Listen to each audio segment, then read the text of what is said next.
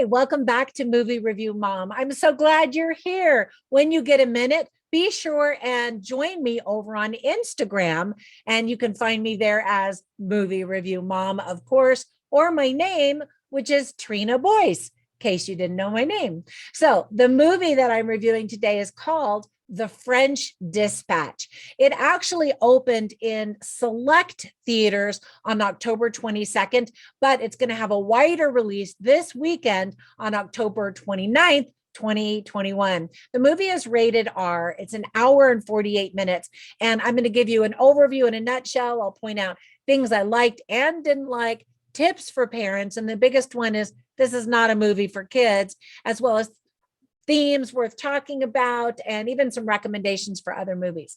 All right, so in a nutshell, this very quirky film by Wes Anderson is said to be a love letter to journalists set in an outpost of an American newspaper in a fictional 20th century French city that brings to life a collection of stories published in the French Dispatch magazine. So fictional.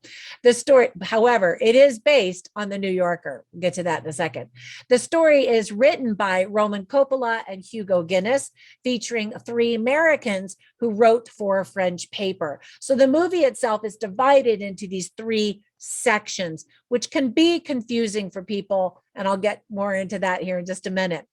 But most importantly, if you enjoy Wes Anderson movies, and he definitely has a specific way of storytelling, then you'll definitely be amused by his newest artsy fartsy film. However, if you think all of his movies are nonsensical and odd or even confusing, then you definitely don't want to watch this one because it's more of the same times 10. So first, let me tell you the things that I really liked about the movie. Immediately, I just fell in love with the visual aspect of the film. There are so many gorgeous frames that could be pieces of art, especially in the beginning of the film. I just was like, wow, this is going to be fun to watch.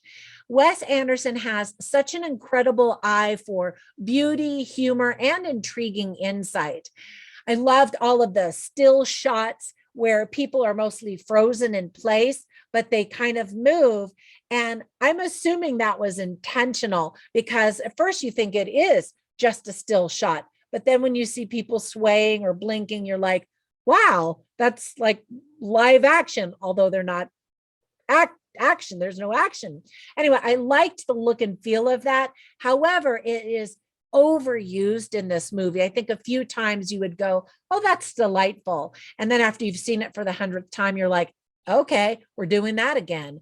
Even though I actually enjoyed it each time, I recognized that it was overdone.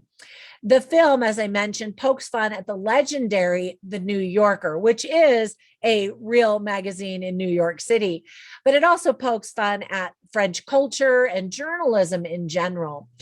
The talented cast appears to willingly trust Wes Anderson to work his magic even during the weirdest of scenes. You could just tell that they know he's a great director and they were willing to do whatever they told him to do. The film is packed full of incredible actors who have won Academy Awards, like Frances McDormand. I love her in everything she does. Benicio del Toro, who also has a style for kind of odd, whimsical movies. Tilda Swinton, Edward Norton, C.R.C. Ronan, Christoph Waltz, and beyond that, then there are plenty of Oscar nominees like Willem Dafoe, who definitely should have an Oscar by now. He's so good. Sadly, in this movie, he's in it for a split second, but he gets his name on the marquee. Bill Murray, Timothée Chalamet, and he's just all over the place in movies these days. Other favorites in the cast include Elizabeth Moss, Léa Seydoux, Owen Wilson, Henry Winkler, and Liev Schreiber. And the list goes on and on. It is a packed to the rim cast. Sadly, most of these performances are just short cameos. Still, it's great to see them. And it also made me feel like there's some social proof. Like, all of these actors were on board and wanted to be a part of this movie. So the narrative is witty and often hilarious. That being said, the narrators themselves change as the three stories begin and end. I thought it was really clever to show the writers in the staff in the actual stories that they wrote for this fictional magazine. And you don't really see that visually until the very end, where it's all tied together. And you were like, oh, I get it. There's this very bouncy musical score that's whimsical, letting you know not to take anything seriously. And I loved that and appreciated that. The production design itself is meticulous, and we may even see an Oscar nomination just for the production design. However, the cinematography is also gorgeous and amazing and could also receive an Oscar nomination. Now, having said that, I don't think that this movie will win Best Picture because it does have some flaws. So let me tell you about some of the things I didn't like about the movie. First of all, one of the lines says, let's start with the typos, which means there are flaws in this movie. The film definitely could have used some editing, and the movie itself feels very self-indulgent, as if no one had the guts to say no to Wes Anderson, because some of the things just didn't really work. And some things I was like, no, let's cut that out. However, it looks like he just was able to do whatever he wanted with this film. So good for him.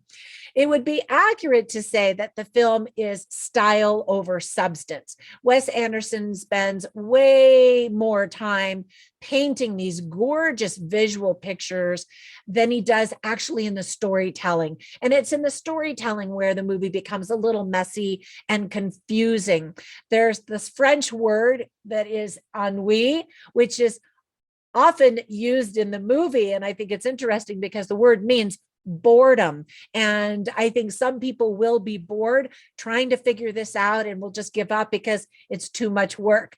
The movie itself is very pretentious and sometimes hard to follow, especially if you don't know going in that these are three separate stories. They are tied together in that they are stories that are going to be produced in this publication. But other than that, the characters and the people are not related.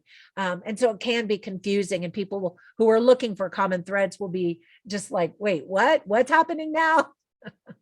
Most of the movie is in black and white, which is a color choice and style that a lot of people don't enjoy. And beyond that, the movie moves from color to black and white to even some animation, which causes a little bit of a disjointedness visually. Again, if you know that there are three separate stories and that things are going to change, including the storytelling style, then you're going to be okay. But overall, it's not really congruent. The trailer makes the movie look way more entertaining and even more mainstream than it is. It really is an artsy fartsy movie. And call me a prude, but I thought that the nudity was completely unnecessary. And the two actresses who were nude, one is full on frontal nudity. And I was like, okay, that's a choice she wanted to make. And then another one surprised me. It was a big name actress. And I was like, really? She wanted to do that? Whereas an actor who is famous was fully nude, but covered his private parts. And I was like, that seems like, I don't know, was that his choice? Was that the director's choice? What's going on there? And I just was like, how about we avoid all of that? So speaking of that, let me give you some tips for parents. As I said, this is not an appropriate film for kids. Plus, they probably wouldn't appreciate it, understand it, or even like it, other than it just being really bizarre. There are several scenes, as I mentioned, with complete nudity, which I just didn't need. And you could have said something better without all of that. Whatever. There is some bloody violence in some scenes, but it's in black and white, so it's not as shocking in red, but there is some bloody violence. There's some French and Spanish that are often spoken without subtitles, sometimes with. There's one F-bomb that I heard, and some premarital relations, some hanky-panky is going on. Let me tell you some themes that are worth talking about. One is journalism, of course, and art in journalism, and then just plain art, passion, eccentricity, freedom to create and speak your mind, both in the journalism part of the story and also within the stories themselves, which I thought was interesting. Maybe that's the common thread we're looking for. What we leave behind at the end of our lives, the legacy that we have, and then the lives that we touch as well. So I'm going to give you my movie review mom grade for overall art. I'm going to say B plus, maybe even A minus, because artistically it's gorgeous, but a C plus for storytelling and how it needed some of that editing help and just cleaning up some of the messiness of it. So some recommendations I want to give is, if you enjoy this and you haven't seen Wes Anderson's other movies, you absolutely should see them. They definitely have a style. Some of them I liked, some of them not so much. My favorite Wes Anderson movie is, believe it or not, Isle of Dogs. It's animated, but it's got his same quirkiness and same visual artistry as well as visual humor. So check that one out if you haven't seen that one as well. All right, that is it for my review. Thank you for spending a few minutes with me. When you get a minute, run over to Instagram, but also you can find me on Facebook in a Facebook group called Movie Review Mom. And you can also find me on Patreon and support me there. I really appreciate that. So have a fantastic time at the movies. I'll see you in the next one. Bye for now.